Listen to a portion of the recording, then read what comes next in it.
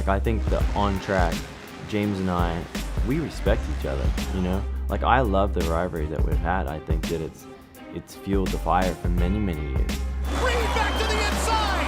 Oh, contact! Our rivalry, I think it was just more of things happening. Here comes Stewart! Here to the inside! He's gonna make that move! And then the fans got into it, and then, it was just like, all right, well, I guess I'll have to keep it going, so. Well, Stewart, Reed, Villapota, Wyndham, and the rest are all thinking the same thing about this main event right here.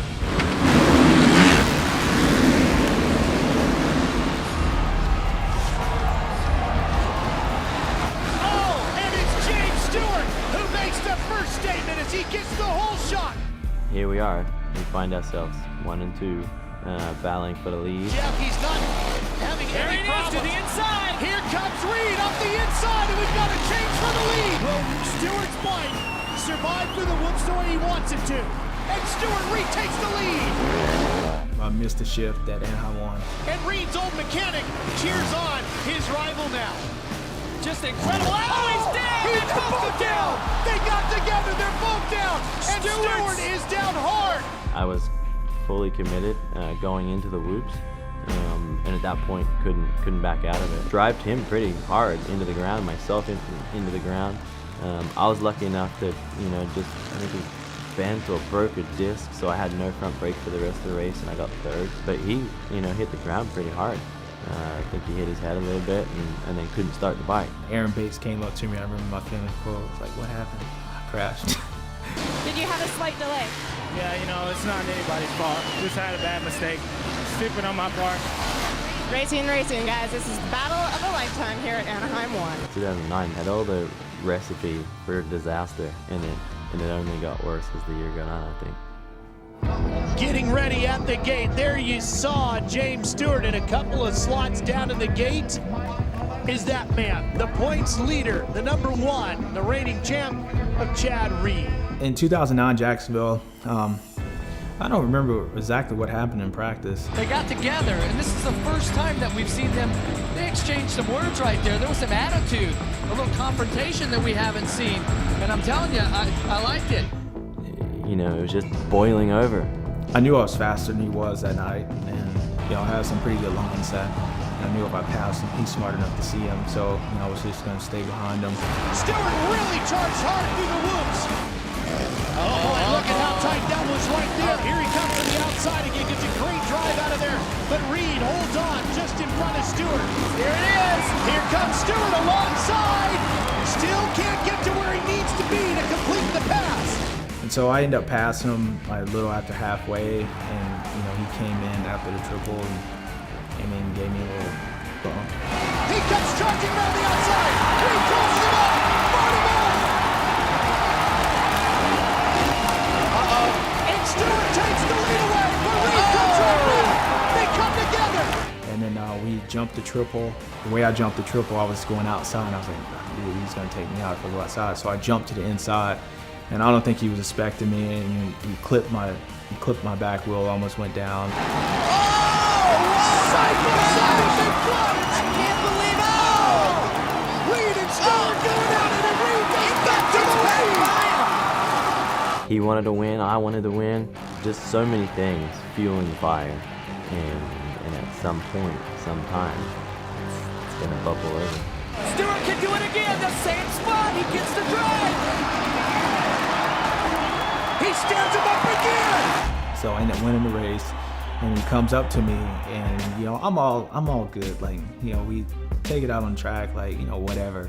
You want to yell at me, but he put his hands on me, and like I did everything possible not to touch him.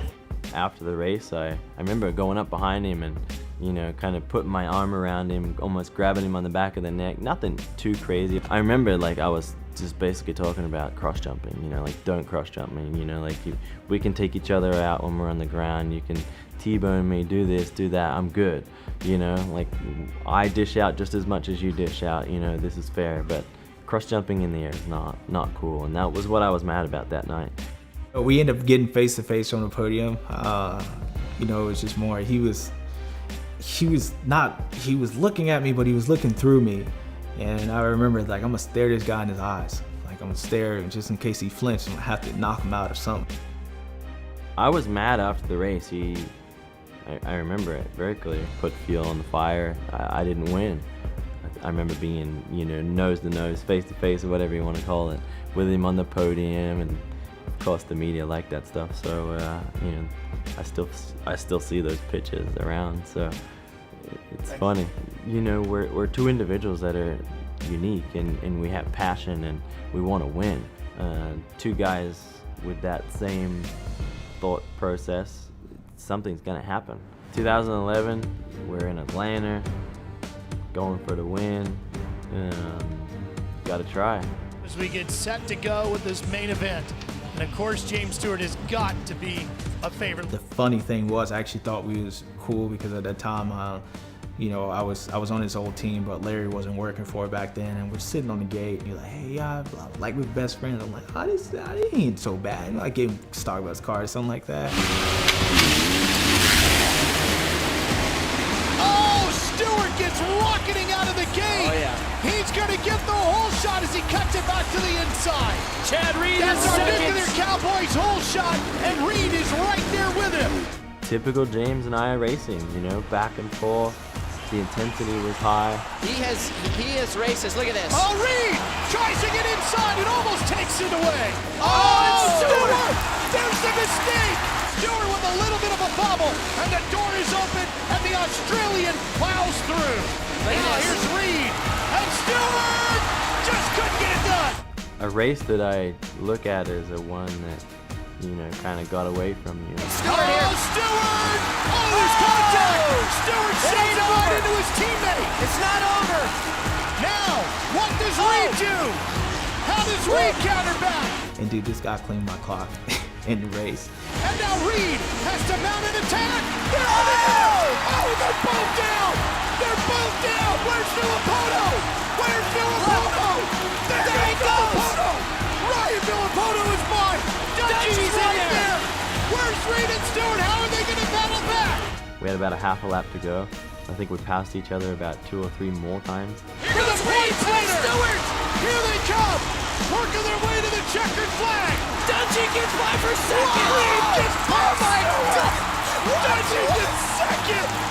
Wow! At first, like, I remember when he took me out, I was like, oh damn, man, like, I must have left that door open.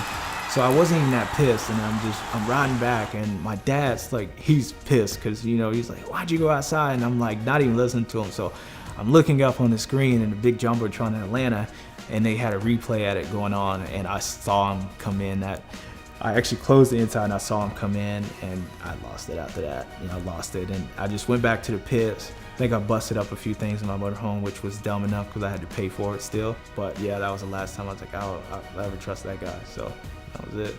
If I had the same opportunity tomorrow night, I'd do the same thing. It wouldn't matter if it was a 1, a 3, or a 7. You know, like, you got to try to win, especially if you feel you have a shot at it. And I felt that I had a great shot at it.